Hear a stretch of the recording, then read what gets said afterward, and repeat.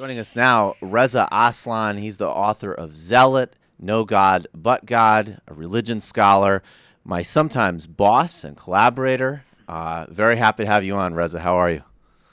I'm doing very well, Michael. Thanks for having me on.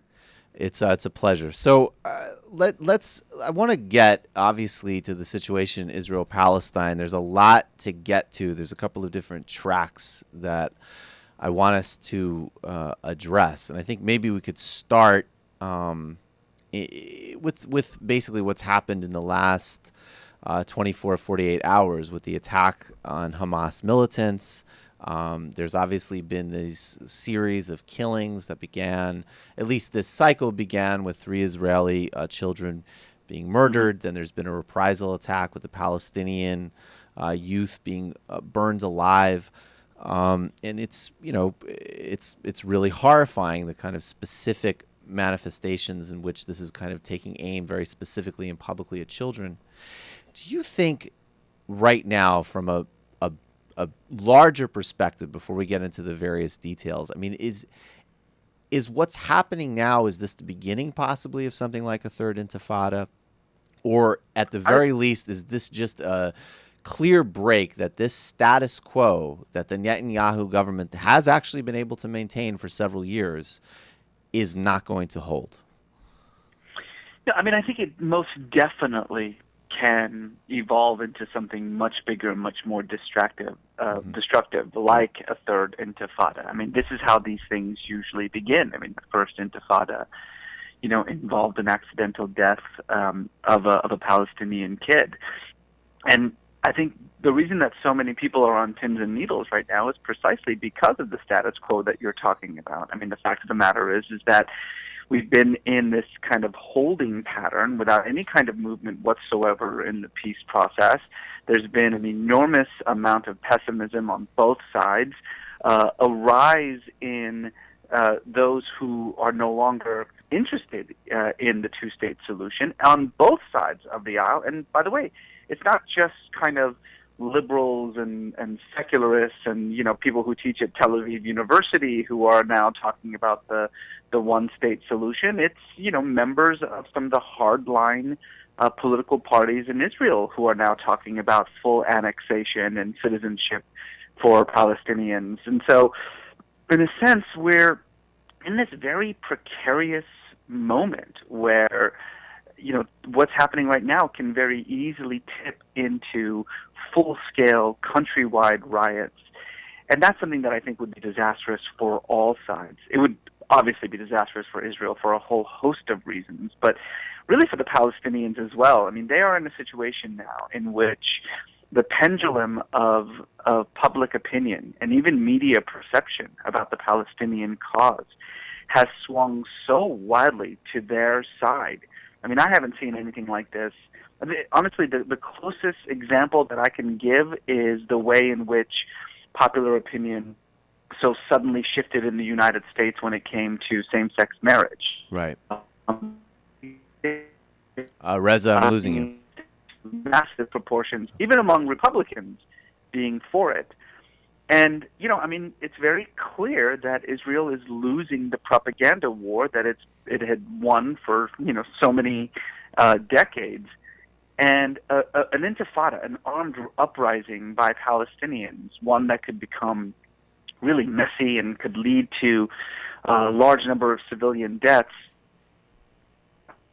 the benefits that the Palestinian cause, the Palestinian narrative has made in the consciousness of even Americans. Reza? Yeah. I'm sorry. Okay, I'm sorry. Yeah, you just cut out for just a moment. Okay. I was done. Okay, yeah. So let's get to Hamas specifically then, because I think that I mean, obviously with the establishment of an agreement between Hamas and Fatah, there was this progress inside the Palestinian internal politics that I think did have overlap with this shift in public opinion you're talking about. Israel is blaming these initial deaths on Hamas, of the Israeli teenagers. Hamas has denied it, but also praised the attacks. And now with the death of the Hamas militants over this past weekend. I mean, what is the specific role that you see Hamas potentially playing or not playing in terms of how they maintain their credibility with some of their constituencies, essentially, as Israel wants Hamas to kind of become, again, the representative and the embodiment of Palestinians and the Palestinian cause writ large. And then, obviously, this kind of tenuous balance with Fatah. How does the specific Hamas thread play out in this precarious situation you're talking about? Well, first of all, as numerous Israeli commentators, and indeed the former head of Mossad's MIA section, Missing in Action section, have repeatedly stated, there is absolutely no evidence that Hamas is responsible for the kidnappings. In fact, no evidence has been presented at all by Netanyahu. And indeed, again, as the head of Mossad MIA said, that this seems to be very clearly a statement and not an evidentiary statement.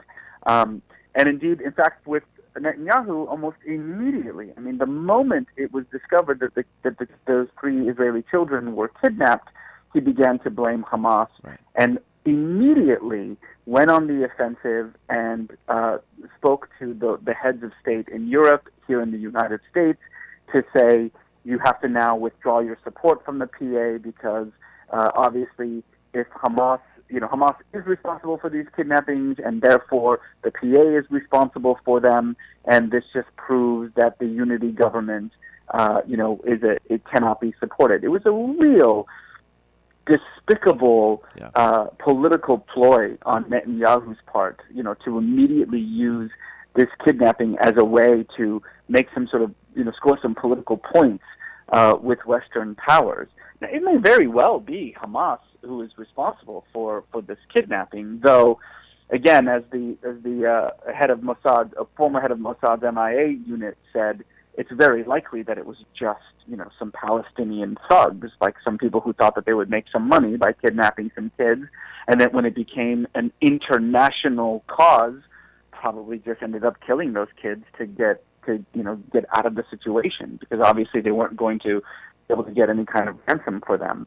So I think that's a very important point. Right. But what you saw in the way that Hamas handled this situation is a window into what Hamas sees for itself.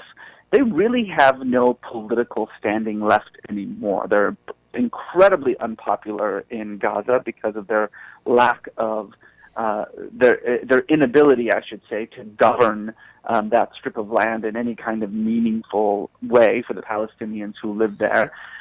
They're still a force to be reckoned with, and I think that all, really most rational-minded people would say that a unity government is a good idea.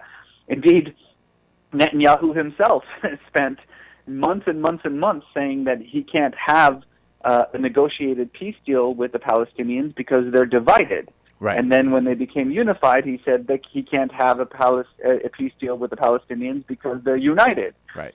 So, there's a lot of sort of cynicism here that we have to deal with. But the way that you saw Hamas deal with this is, I think, a real window into their mindset. They denied, you're right, they denied having anything to do with it, but then they praised the attack. Yes. And that's the problem with a resistance organization like Hamas. Hamas is not a political organization. It doesn't have sort of any kind of political gravitas whatsoever. And indeed, political participation and certainly the political process would actually rob Hamas of its raison d'etre, right? It can no longer be an opposition force if it's part of the political process. It's part of the political powers. And so it has to have this kind of delicate balance between understanding that its future lies in becoming part of a united Palestinian government, which would, of course, lessen its power, lessen its sort of prestige and power, but at the same time, it has to maintain, some sort of connectivity to its past as a resistance movement, and it has to guard its brand. In a way, in a way, it kind of it sort of is dealing with the worst of both worlds. Right.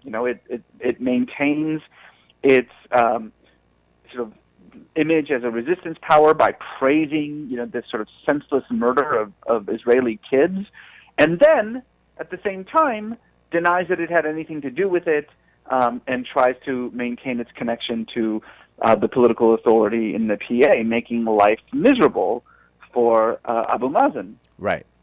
Who is, again and again and again, of all of these players, the only one who seems to have any genuine commitment to what we could, I guess, still call a peace process. I don't know, frankly, if that term is helpful to keep using because it's so cynically deployed and has in no way been a reality for, at the minimum over a decade. So I think if we could get more actually then into defining, and this will play a significant role in how the Palestinians respond to this right now, because it seems like, as we were saying before, the Netanyahu government adopted a strategy of if you must pay lip service at international forums or in the United States, you will say something vaguely about a two-state solution. But it seemed like Israel, and certainly the Israeli center and center-right, was getting comfortable with the notion of, we can basically just hold on to these territories, maybe give some minimum PR concessions, and this can be a durable reality. Why not? Who's to say we can't manage this? Inside Palestine, and I think this has had an effect on the shifting view of the Palestinians. You talk about, and maybe we could kind of break this down. We've talked about Hamas. Then we have Abu Mazen, we have Fatah kind of representing the traditional Palestinian leadership. There's problems. There's something sclerotic there. But it's very moderate. It's very committed to the process. And then there's been this emerging civil society in Palestine, which has called for things like divestment and boycotts and has adopted a lot of nonviolent resistance strategies. So, I mean, is this a time where, if the worst case scenario is an outbreak of violence and death that covers the whole region in blood and reaffirms narratives about the Palestinians and the Israelis? Or conversely, could this be the time that really emerges in the public consciousness in an entirely new way, coming off of these shifts that you've already noted? I think that the days in which the Israeli-Palestinian conflict had regional repercussions are frankly over. I mean, really, since the Iraq invasion. I meant Israel-Palestine, just to be clear. Within Israel-Palestine, it's going to have. But I do think that that's an important point, because it's a point that I used to make. I would make this constantly, that what happens in Israel-Palestine, what happens in Jerusalem, has repercussions across the region. And it's still true that should there be some negotiated two-state settlement, that would have a dramatic effect on other parts of the region. But, and I want to be as clear about this as I possibly can, so I'm going to use very precise language. If you are a person who still believes in a two-state solution, you are living in a fantasy world. There is no two-state solution. There will never, ever be an independent Palestinian state living alongside a safe and secure Israeli state. That time has come and gone. It's time to stop pretending that there's still any hope for that. And frankly, anyone who still continues to argue for such a thing is arguing about it because they are afraid to face the reality on the ground. There is no two-state solution. It's over. And it's over for a whole host of reasons, but it's over. Right. So what you're seeing now is the inevitable consequence of this slow deterioration into a binational state. And I'm not saying that simply because that's where public opinion is going anyway in Israel-Palestine. I'm not saying that because this year, 2014, represents a record year for number of settlements built in the occupied territories, a record that was beat by the record that was set last year. So there is no slowing down. There is no withdrawal of occupied lands. That's not happening. So what you're going to get is a situation whereby through conflict, through devastation, through war and bloodshed, we're going to finally get to a negotiated settlement of a binational state, because that's what's happening on the ground anyway. The last hope of a two-state solution for the Palestinian side rests in Abu Mazen, and the more he continues to play the role of peaceful moderator, the less popular he becomes in Palestine. And in any case, he has far more than outstayed his welcome as an unelected president of the Palestinian Authority. What you have in Israel, because of migration patterns and political realities, is a ruling class that has stopped even paying lip service to the two-state solution. Yes. You say that, you said something about Bibi, paying lip service to it. He hasn't actually. He's just stopped. He hasn't mentioned the two-state solution in about 3 years, ever since Barack Obama forced him to do so. There is no interest in a two-state solution in the Israeli government at all. The ultra-Orthodox Shas don't want it. The Likud don't want it. Yisrael Beitenu does not want it. The parties that actually do want it have really no say or power at all. Just look at who the foreign minister is. Look at who the housing minister is in Israel. So enough pretending that there is a two-state solution. Now let's talk about something else. So I think moving forward here, what is going to be necessary is precisely that negotiation, that internal negotiation, whether it involves annexation, full citizenship, which would of course mean the end of Israel as a Jewish state. And as tragic as that statement may be, it's, I hate to say this, but Israel made its bed, and now it has to lie in it. Well, there's land, democracy, and Judaism. You can't have all three. You can't have all three. Right. As simple as that. Right. Everybody has always known that in Israel, and yet there's been this, pretending that you could. Right. So I think that the more there is greater external pressure on Israel to provide the kind of rights and privileges to the Palestinians that the Geneva Conventions demand, that its own its own Supreme Court has demanded, because Israel, of course, does not have a constitution, that the more you see that kind of pressure, the more you're going to see this sort of general acceptance of the reality on the ground, which is a binational state in which Israelis and Palestinians, regardless of your religious persuasion, are both nationalists and citizens with equal rights, equal representation, with perhaps something akin of what my friend Bernie Abishai refers to as a Hebrew republic, a state in which there are cultural and national symbols that represent Hebrew culture, in which there is a divided government with perhaps a Palestinian president and an Israeli prime minister. But that's where we are heading towards anyway, and we can either head towards it through bloodshed, violence, and conflict, or we can head towards it in a negotiated way. And unfortunately, because of the dominance of the two-state narrative, it seems like we're going to do this the hard way, not the easy way. Yeah, the two-state has kind of become this sleight of hand that just sort of obfuscates not only, there's an idealistic desire for a binational solution among some people, but now, as you're saying, there's just logistical, practical, geographic realities that are going to need to be dealt with. And I think, as we move towards completing this conversation, do you think that tracks what you're talking about with this shift in public opinion and with this shift in how this issue is being covered? Because, I think it's not only are you seeing, with as an example, the really vicious beating of the American Palestinian boy that happened and the coverage that's been receiving as an example, you're moving.